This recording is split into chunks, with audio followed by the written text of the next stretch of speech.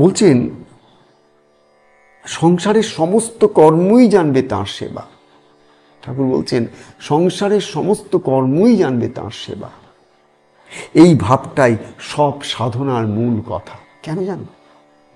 যদি তুমি সংসারের সমস্ত কর্তব্যগুলো যা যা তুমি করো সেগুলোকে যদি তুমি সেবা, অর্থাৎ সেবা বলতে আমরা কখন বলি সেবা? যখন পরার্থে কিছু করি, অন্যের সুখের জন্য যদি কিছু করি, ঈশ্বরের জন্য যখন কিছু করি, তখন ওটা সেবা হয়ে যায়।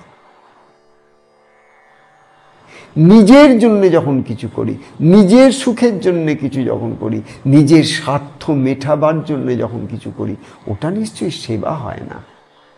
ঠাকুর বলছেন যে সংসারের সমস্ত কর্মই জানবে তাঁর সেবা, অর্থাৎ ঈশ্বরের সেবা। সুতরাং তুমি সংসারের কর্মকে আর পুজোর ঘরের মধ্যে ঢুকে যে কর্মটা করো, ঠাকুর ঘরে ঢুকে যে কর্মটা করো, এই দুটোকে তুমি আলাদা করতে পারবে না অ্যাকর্ডিং টু ঠাকুর। তুমি আলাদা করো, তুমি বলো এটা আমার সংসারের কাজ, আর সংসারের কাজ কোনো রকমে একটু মিটিয়ে যখন তুমি ঠাকুর ঘরে গিয়ে একটু ঠাকুরের সামনে বসো, তোমার নিজের গুরু, তোমার নিজের ইষ্ট, তোমার দেব দেবী যাদের আরাধনা তুমি ছোটবেলা থেকে করে এসছো, তাদেরকে যখন ফুল বেলপাতা চন্দন বা কিছু না, কেবল ধ্যানের মধ্যে তাদেরকে আবাহন করো, তখন তুমি ভাবো আহা এটা আমার শান্তির জায়গা, এটা আমার ঠাকুর ঘর, এইখানে আমি ঠাকুরের সেবা করি। ঠাকুর বলেন না রে, ওতে হবে না। তোকে কিসের সেবা করতে হবে? তোকে সংসারের মধ্যে তাঁর কর্ম করতে হবে। সংসার তিনি দিয়েছেন কেন? যাতে করে সংসারের মধ্যে প্রতিটি মানুষ যারা যারা তোর প্রারব্ধের কারণে তোর কাছে এসেছে, তাদের প্রত্যেককে যদি না তুই সন্তুষ্ট করতে পারিস, যদি সন্তুষ্ট করতেও না পারিস, তাদের প্রত্যেকে যদি তোর মন প্রাণ ঢেলে যদি সেবা করে দিতে পারিস একবার, আর বিনিময়ে যদি ভালো কোনো ব্যবহার আকাঙ্ক্ষা না করিস, যে আমি এত করছি তুমিও আমাকে একটু ভালোবাসো, তোমাকে আমি এতটা করছি তুমি আমাকে একটু দাও, আমি এক পেশে তো দিতে পারি না, আমরা একটু তুমি দেবে আমি দেব, এটা সংসারের ভাষা। ঠাকুর বলছেন না না, কেবল তার মধ্যে তুই পড়ে থাকিস না, তাহলে কিন্তু কামনা বাসনার এই সিলসিলা চলতেই থাকবে জন্ম জন্মান্তরের। যদি জন্ম জন্মান্তরের পারে যে মোক্ষ ধর্ম আছে তা যদি পালন করতে হয়, ঠাকুরের কথা অ্যাবসলিউটলি ভেরি সিম্পল, সংসারের সমস্ত কর্ম তাঁর সেবা জ্ঞানে করো। এটা সেন্স অফ নন ডুয়ারশিপ। ঠাকুর যেটা শেখাচ্ছেন সেটা বলছেন তোর সেন্স অফ ডুয়ারশিপটা হচ্ছে ফলস। আমি করি, এটা ফলস। এর থেকে কি আসে? দুঃখ দুঃখ দুঃখ দুঃখ দুঃখ। প্রতিটি মানুষকে দেখবে সংসারে দুঃখী কেন? সেন্স অফ ডুয়ারশিপ, আমি করি, কর্তৃত্ব জ্ঞান। ঠাকুর বলছেন তুমি যখন সংসারে যার জন্যে যা করছো সব কিছুর মধ্যে তুমি যখন তাঁর সেবা অর্থাৎ ঈশ্বরের সেবা এই জ্ঞানটাকে নিয়ে আসবে, তুমি দেখবে আস্তে আস্তে করে তোমার মধ্যে কিন্তু এই কর্তৃত্বের যে একটা ব্যথা, পাঁচটা মানুষ প্রশংসা করলে খুব ভালো লাগে, কিন্তু যখন একটা চরম একটা নিন্দা, চরম একটা অপবাদ, চরম একটা দুঃখজনক হার্টফুল কথা বা সিচুয়েশন তৈরি হয়, তখন কতটা তোমার ইমোশনটা ডাউন হয়ে থাকে, কতটা ডিপ্রেশনে তুমি চলে যাও ভেবে দেখো। তাহলে তুমি বুঝবে যে একদিন না একদিন তোমার লক্ষ্য হওয়া উচিত যে আমার কেন কোনো কর্তৃত্ব না থাকে। যতটুকুন কাজ করি যার জন্যে করি তার জন্যে করি না, তাঁর জন্যে করি। ওপরে একটা চন্দ্রবিন্দু দাও, তার জন্যে করি না, তাঁর জন্যে করি। ওই চন্দ্রবিন্দুটা হচ্ছে ওঙ্কারের ওই কলা। যতক্ষণ না পর্যন্ত দেখবেন ওঙ্কারের মধ্যে আমরা একটা চন্দ্রবিন্দু রেখেছি না, কলা আছে, সেই বিন্দুটাতে পৌঁছাতে হবে আমাদের। তাই এখানে ঠাকুর বলছেন তাঁর সেবা জানবে। এই ভাবটাই সব সাধনার মূল কথা। ভীষণ বড় কথা বললেন। যে কোনো সাধনাই তুমি করো না কেন, যতদিন না তুমি অকর্তৃত্বে প্রতিষ্ঠিত হবে ততদিন তোমার শান্তি নেই, সুখ নেই, আনন্দ নেই, কিছু নেই। যা আছে সাময়িক একটা উচ্ছ্বাস আর তারপরে অবসাদ, এর বাইরে তোমার গতির কোনো উপায় নেই। সব সাধনার ঠাকুর মূল কি বলছেন? সব সাধনার মূল হচ্ছে do without doing. Do as an act of worship.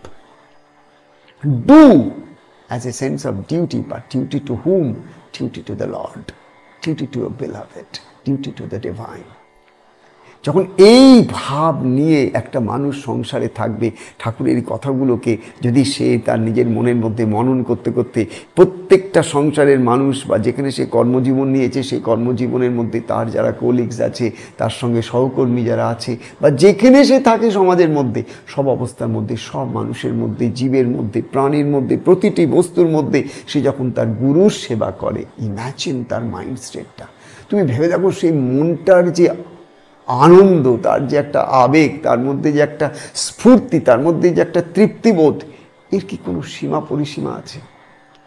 এর মধ্যে কোনো বাধা আছে, বিঘ্ন আছে? কিচ্ছু নেই।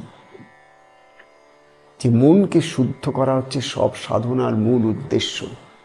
মনের অশুদ্ধ অবস্থা হচ্ছে অজ্ঞান, অবিদ্যা, ব্যথা, বেদনা, কষ্ট, জ্বালা, যন্ত্রণা, জন্ম, মৃত্যু, এই চক্র। যদি এর পারে যেতে হয় তাহলে আমাকে মনকে শুদ্ধ করতেই হবে। আমার অশুদ্ধ মন নিয়ে আমি কোনোদিন শান্তি পাইনি, কোনো দিনও শান্তি পাবো না। কেউ আমায় শান্তি দিতে পারবে না। কোনো ম্যাজিশিয়ান এসে আমায় শান্তি দিতে পারবে না। কোনো জাদুকর এসে কোনো জাদু করে, কোনো অলৌকিক করে, কোনো চমৎকারী করে, কোনো মিরাকল করে আমাকে পাল্টে দিতে পারবে না, যতক্ষণ না আমার মূল অবস্থাটা পাল্টাচ্ছে, যতক্ষণ না আমার ভেতর থেকে একটা রূপান্তরণ হচ্ছে, যেটাকে ইংরেজিতে ট্রান্সফরমেশন বলা হয়, যতক্ষণ না আমার ইগো, আমার এই অহং কর্তৃত্ব বোধটা ট্রান্সফর্মড হচ্ছে ইন্টু হোয়াট? দ্যাট ওয়ার্শিপফুল নন ডুয়ারশিপ। ও সব কিছু করে, কিন্তু কোনো কিছুতেও নিজের কর্তৃত্ব রাখে না। সব কিছু করে গুরুচরণে অর্পণ করে দেয় সমর্পিত প্রাণ। এই যে সমর্পণ বুদ্ধি, এইটা যখন একটু একটু করে আসে, মন শুদ্ধ হয়ে যাচ্ছে। শুদ্ধ মন গুরু, এটা বাবা লোকনাথের কথা। তোমার শুদ্ধ মনই গুরু, তোমার শুদ্ধ মনই ঈশ্বর।